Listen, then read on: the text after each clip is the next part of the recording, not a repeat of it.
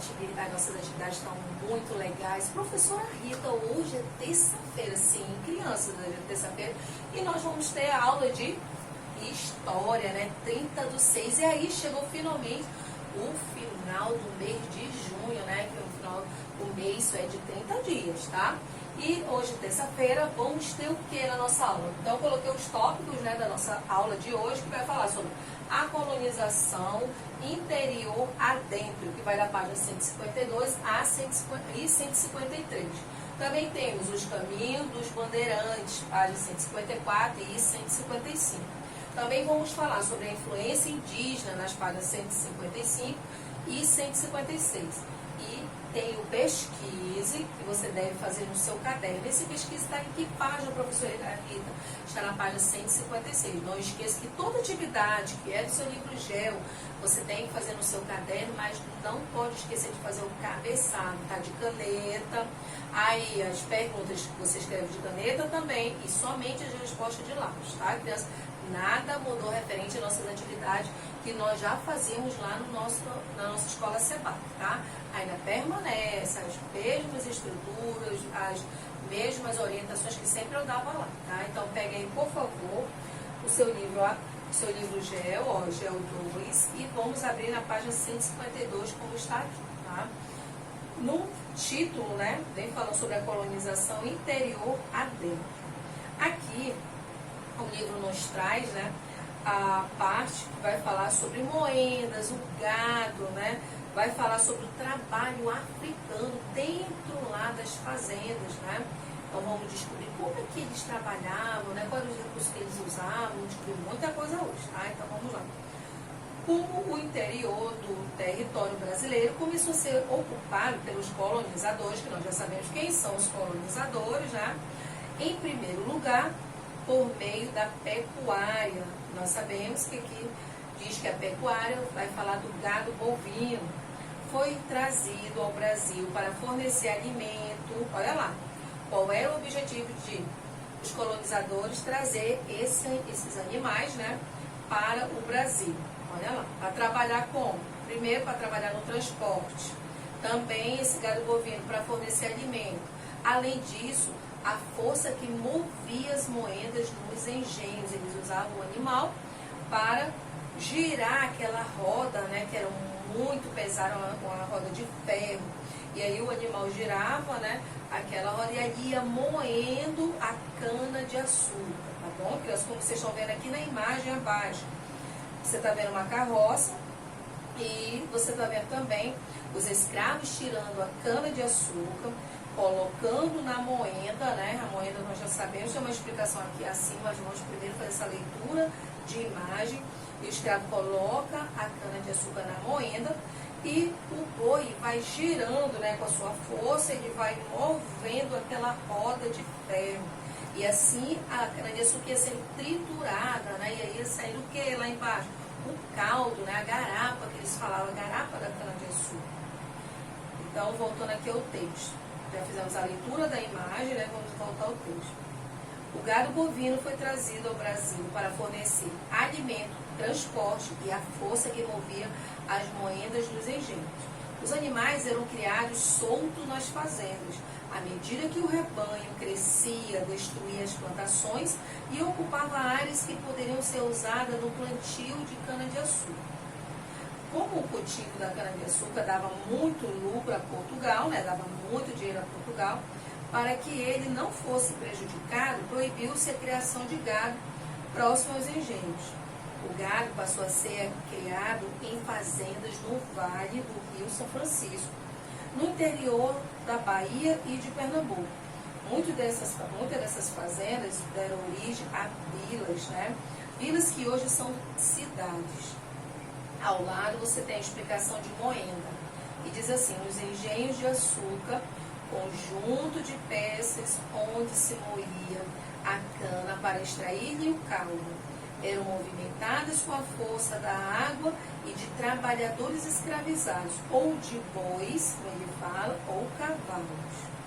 Então você grifa todo esse texto aí, peço que o seu marcador, né, de texto, que é muito importante, tá? Ao lado da imagem, que nós já fizemos a leitura dessa imagem, tem a legenda que diz Engenho de Açúcar, gravura de John Mortis, aí fala Rugendas, de 1835. Os animais transportavam a cana-de-açúcar da lavoura para o engenho, e o açúcar era levado do engenho para o porto em carros de boi. Então, como você vê, né, os animais, eles tinham um trabalho fundamental, né, no transporte da cana-de-açúcar, tinha também um trabalho fundamental para a força desse animal para girar aquela roda da moenda, não é? E também para fazer o transporte lá da lavoura, né, que eles colhiam a cana-de-açúcar, era colocado no carro de boi e ele fazia o transporte até chegar no engenho, né, também. Então, era fundamental o transporte com esses animais. Então, vamos para as perguntas abaixo, que diz assim, responda em seu caderno, olha lá, crianças, no caderno. Como eu sempre estou, nas nossas videoaulas, sempre eu estou explicando, não façam, não respondam atividade no livro que não é para ser feita, né? Às vezes eu digo, não façam, não respondam as questões no livro, porque o espaço é pequeno. Responda lá no seu caderno, mas já tem aluno que ainda está respondendo no livro e está difícil para mim corrigir, muitos eu não consigo, eu peço para tirar uma foto novamente, eu explico que não pode ser respondido no livro, tem que responder no caderno, e o caderno foi comprado para isso, para ele ser utilizado, tá? Então, essa daqui também o livro vem dizer, que você não pode responder aqui no livro, e responda essas perguntas no seu caderno, faça o cabeçalho, né? Coloque as perguntas e as respostas também. Então, vamos lá, letra A. Para que servia o gado bovino? Eu acabei de explicar aqui no texto, estão lembrados? Então, você escreve aí. B. Descreva a cena representada na gravura.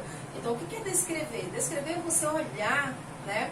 Um olhar atento, né? Um olhar de observador, cada detalhe da imagem, e você vai escrever. Por isso que se deve fazer essa atividade no seu caderno, porque lá você vai ter linhas suficientes para escrever tudo que você está vendo aqui na imagem, tá?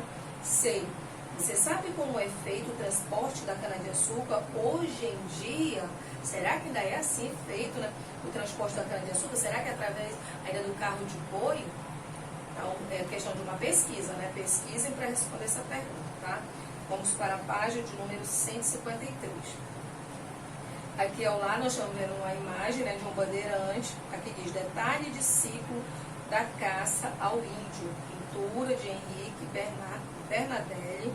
Os bandeirantes desbravaram o território além da linha de Tordesilhas. Então, vamos dar continuidade aos nossos textos, né? Não foi só a criação de gado que levou o colonizador português a ocupar o interior do país. A ocupação do interior se deu também a partir da cidade de São Paulo, fundada em 1558. E olha aí quando a cidade de São Paulo foi fundada. Salvador, Olinda e outras localidades do Nordeste eram ricas por causa da produção de açúcar. São Paulo, inicialmente, uma vila pobre, produzia e comercializava produtos agrícolas, gado e escravizados.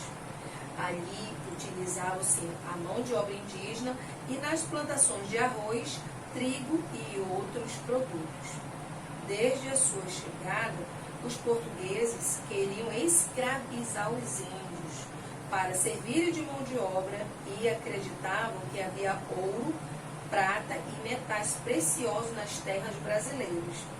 Expedições saíam da vila de São Paulo para procurar essas riquezas e se aventuravam pelo interior, seguindo os rios e as trilhas indígenas. Essas expedições chamavam-se bandeiras e os participantes eram os bandeirantes. Esses grupos eram formados por portugueses, indígenas e mamelucos, nome pelo qual os descendentes de indígenas com portugueses eram chamados. Então, olha aí, o que nós descobrimos, né, nesse texto. Descobrimos muita coisa, né? Primeiro, que ele vem dizer que a cidade de São Paulo foi fundada em 1554, né? Segundo, ele vem falar que além da cidade de São Paulo, mais outras cidades da região Nordeste, né? Elas foram desenvolvidas a partir da riqueza da cana-de-açúcar. Como aqui no texto fala, Salvador, Olinda e outras localidades do Nordeste, olha o que ele fala, eram ricas por causa da produção de açúcar. E mais abaixo ele vai falar que foram feitas várias expedições. O que eram as expedições? As expedições eram as buscas, né? Cada vez mais por conta de ouro, como ele fala aqui, ouro, prata, pedras preciosas, metais, não é isso? Sempre os bandeirantes estavam em busca das riquezas do nosso Brasil. E ele diz que essas expedições eram chamadas de bandeiras. E quem participava das expedições eram chamados de bandeirantes. Não esqueçam, hein? Esse assunto já de avaliação do segundo bimestre. Vamos prestar bem atenção na nossa aula de hoje, tá? E ele vai falar também que quem participava, portugueses, indígenas e os mamelucos. E ele vai explicar, você deve estar pensando aí, né? Professora Rita, quem eram essas pessoas, os mamelucos? Ele diz que é a junção, né, das duas formações. Ele vai dizer que é da formação indígena, né, com a formação portuguesa. Então, os dois, né? Que quando se juntavam, digamos que as índias que ficavam grávidas dos portugueses, quando nasciam, eram chamados de mamelucos, tá bom? Então ele diz aqui que eram os descendentes de indígenas com portugueses, eram chamados de mamelucos. Então vamos para a primeira perguntinha, tá? Não esqueçam de grifar o texto, depois você vai ver, você está vendo aí na imagem, né, da minha explicação, tem a imagem do livro, aí todo grifado você grifa também, tá? Na sua opinião, por que os bandeirantes, ao se aventurarem pelo interior, seguiam as trilhas indígenas e o curso dos rios? Disputa com seus colegas e o professor, né? Então, vamos lá.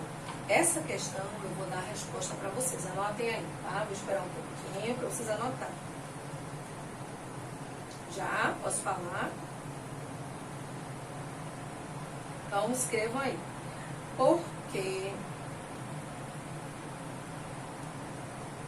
já, então vamos lá. Porque havia estradas, né? Esses eram o meio mais fácil de penetrar no sertão por meio das estradas. Ponto seguido, escrevam aí. Além disso, vírgula. Além disso, vírgula. O rio era uma referência. Então, depois você escrever aí, além disso, vírgula, você continua. O rio era uma referência precisa de localização. O rio era uma referência precisa de localização. Ponto final, tá? Então, vamos para o 2. E hoje, como se pode viajar do litoral para o interior do país? Aí você pesquisa, tá? Para colocar a resposta aqui. Tem duas linhas, tá? Aí você vai dizer, será que hoje olha como ele fala, e hoje, como se pode viajar no litoral? Será que para viajar pelo litoral, né, do interior do nosso país, do Brasil, pode-se viajar de quê? De carro, de caminhão, né? Aí você vai dizer de ônibus, de trem, você vai escrever quais são os meios de transporte, tá? Vamos para a página 154. E na página 154, vamos dar continuidade ao texto. Os bandeirantes ficavam muito tempo no sertão, abrindo novos caminhos em busca de ouro. Saíam de São Paulo e partiam em várias direções. Como você já sabe, além do ouro, os bandeirantes se interessavam também pela captura de indígenas para escravizar. Os povoados fundados pelos bandeirantes contribuíram para aumentar o tamanho da colônia portuguesa no Brasil, ultrapassando os limites da América Portuguesa.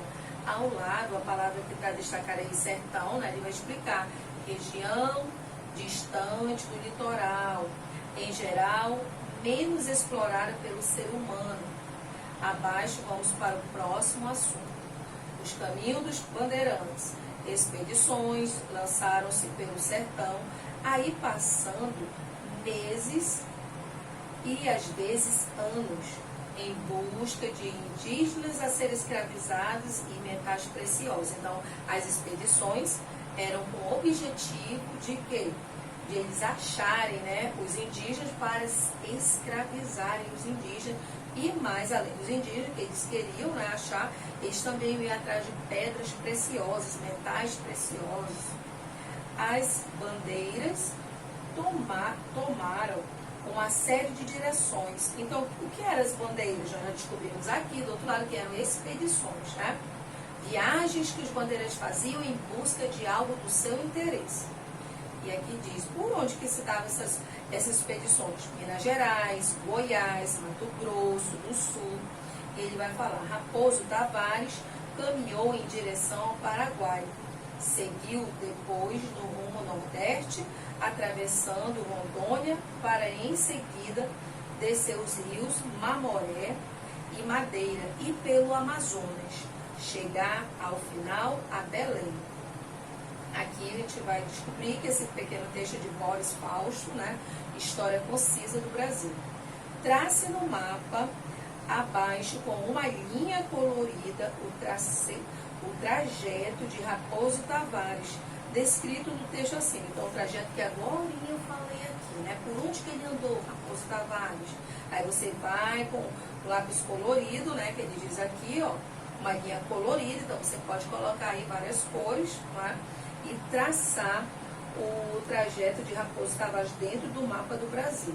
Descrito no texto assim. Então, você já sabe por onde ele saiu. Por onde ele começou? Começou por São Paulo?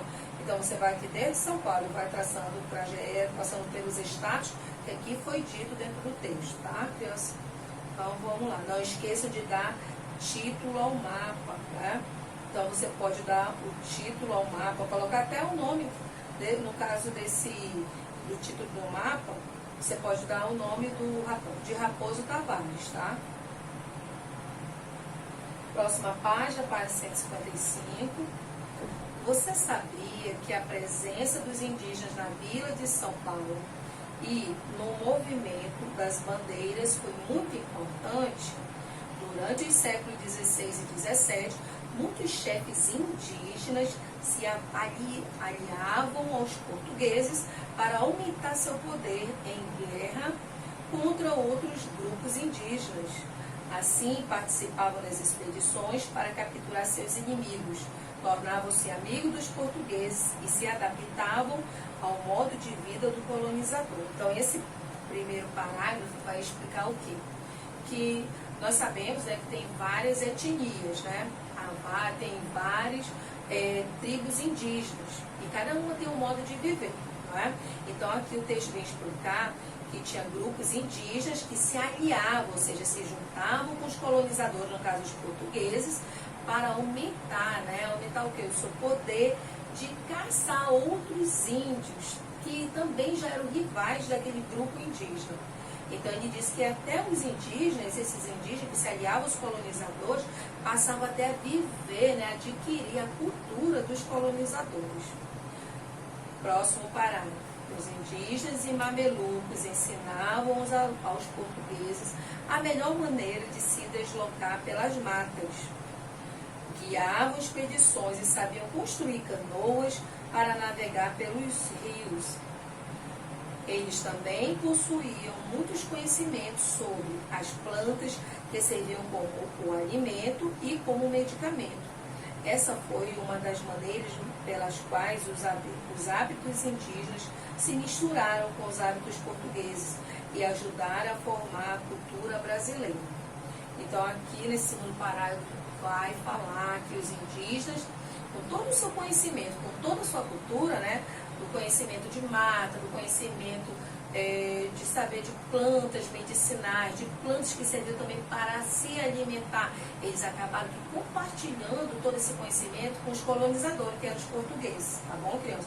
Ele diz mais ainda que, ó, que os hábitos portugueses iam ajudar a formar a cultura brasileira, né, juntando a cultura indígena com a cultura, ele vai falar com a cultura portuguesa. E todos esses hábitos formaram a cultura brasileira, né, se juntaram. Sobre esse assunto, leia o texto abaixo. A influência indígena Os índios, além de ensinar o caminho, carregavam as provisões, ou seja, o que eram as provisões? Os alimentos. Carregavam as provisões e eram responsáveis pela coleta dos frutos da floresta necessários à alimentação do grupo. Durante o tempo que passavam no sertão, o alimento básico era a farinha de guerra, feita de mandioca cozida e compactada, além do que encontrassem na mata. Então, olha o principal alimento deles nesse trajeto de estar andando pelas matas, né, de estar em procura, junto com os colonizadores, em procura de riquezas. O principal alimento, ele vai dizer que se chamava farinha de guerra, que era uma farinha, né, farinha de mandioca cozida e compactada.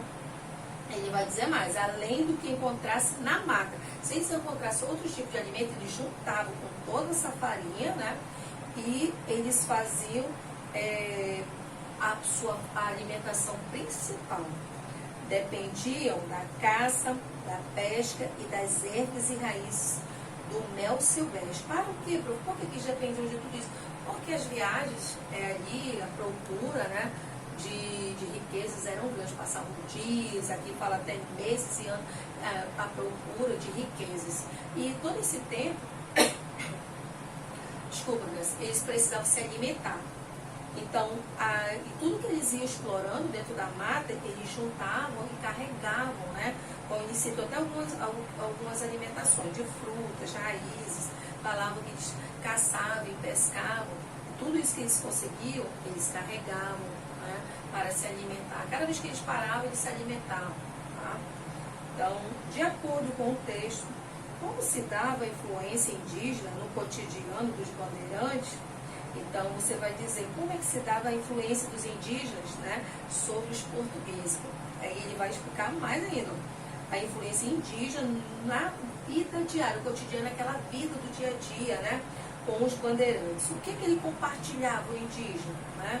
Qual era a influência do indígena sobre essa influência sobre quem? Sobre os bandeirantes. Aí você vai explicar, né? Que se dava através da alimentação, porque os indígenas é que faziam a alimentação para compartilhar com os bandeirantes, tá bom? Minha coleção de palavras de história. A palavra a seguir é bastante importante no estudo sobre a colonização do Brasil, que vai falar sobre o bandeirante, né?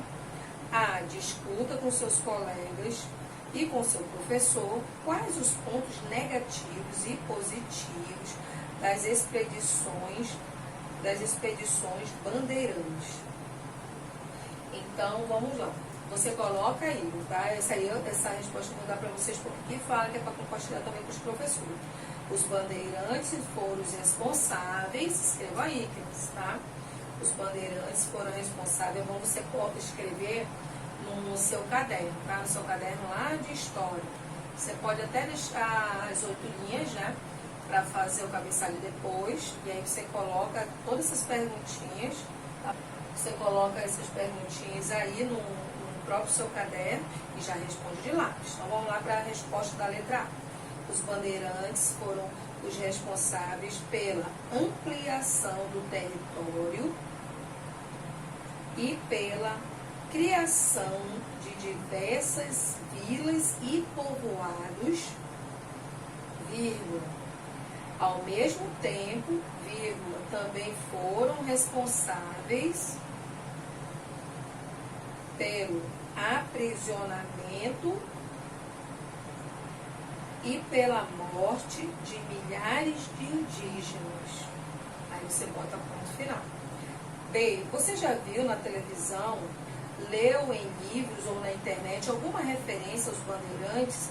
Caso tenha visto referência, ou seja, algo que falasse sobre eles, né? Ela era positiva ou era negativa que você leu sobre os bandeirantes? Escreva no caderno como foi. Então, isso aí é questão de pesquisa, tá bom? E aí você responde no seu caderno. Página 156, é a nossa última página da nossa atividade de hoje. Os bandeirantes descobriram o ouro em Minas Gerais no fim do século XVII. A extração do ouro atraiu portugueses do Brasil e de Portugal para a região das Minas no século XVIII. Depois, outras regiões mineradoras foram descobertas ainda mais para o interior, em Goiás e Mato Grosso, ou seja, o ouro foi descoberto depois em outros estados, né? Então você vê o mapa, né? O mapa fala como o título do mapa é Brasil, áreas ocupadas pela colonização no século XVIII, e aqui você tem a legenda, né, que vai ajudar você a descobrir o que o mapa vem falando, tá? Então, de cor amarela, você está vendo, né? Diz áreas não ocupadas pelo colonizador. A área toda em amarelo, né, que é uma grande parte. A área laranja, né, que as cores estão assim distribuídas dentro do mapa. Áreas conhecidas, pouco povoadas. E a área vermelha, como você está vendo, diz áreas sob influência das cidades e vilas. E você vai ver uns pontinhos pretinhos, né, distribuídos em todo o mapa, que diz cidades formadas a partir da mineração. E nós temos também o traço, que significa limites atuais. Vamos à primeira pergunta, né? Algumas cidades do interior do Brasil se formaram nos locais de mineração. Observe o mapa assim e escreva o nome de 3 dessas cidades. Então, o nome dessas 3 cidades. Você vai olhar no mapa, né? E vai colocar o nome das 3 cidades aqui, tá bom? Tem pesquisa no seu caderno que você vai fazer, tá? Eu até falei no começo, ó, da nossa aula, pesquisa, fazendo o caderno da página 156. Então, aqui diz, o que você sabe sobre a exploração do ouro no Brasil atualmente? Primeiro, forme um grupo com 3 ou 4 colegas, no caso não vai ser permitido, né? Você vai fazer sozinho aí na sua casa, com a orientação dos seus pais, dos seus responsáveis. Procure em jornais, revistas, internet, notícias sobre a exploração do ouro e o trabalho dos garimpeiros no Brasil. Anotem no caderno os dados mais importantes que vocês descobriram. Então, você já sabe, você vai fazer essa pesquisa. Não esqueça de... Quando a gente coloca o título da pesquisa, vai aparecer vários sites. Então, você lê uns 2 ou 3 sites, vai ver qual é a resposta que se adequa, né? Que seja mais correta a esta pergunta, tá? Escreva com a letra bem legível, você está em casa, capriche, tá? Faça uma letra legível, faça sua atividade com alegria e com organização, não esqueça. E aí você escreve no seu caderno lá de história também. 2. No tempo dos bandeirantes, o ouro era valorizado apenas como um metal precioso. Porém, ele hoje tem diversas outras aplicações. Você conhece alguma? Converse com seus colegas. No caso, você vai conversar com alguém da sua casa, tá bom? E responda também no caderno. E vai ficando nossa atividade aqui, que é até a página 156, tá? Eu espero que todos vocês tenham gostado da aula de hoje, né? Uma aula muito prazerosa, falando aí sobre nossas riquezas, né, do nosso Brasil, falando sobre bandeirantes, falando sobre as expedições, né, as expedições chamadas de bandeiras, e quem participava eram os bandeirantes sempre ali, né, juntinho de quem? Dos indígenas, porque os indígenas conheciam a mata, né, a mata, para ir em busca dessas riquezas, para ir em busca de explorar essas riquezas, e nós descobrimos muita coisa hoje, tá? Então, até a nossa próxima aula de história, né? E não esqueça, amanhã já vai ser o quê? Quarta-feira. E dia de quarta nós temos que aula de matemática, tá? E entramos num conteúdo muito legal de matemática que se chama multiplicação, não foi? Então, tchau e até a próxima aula.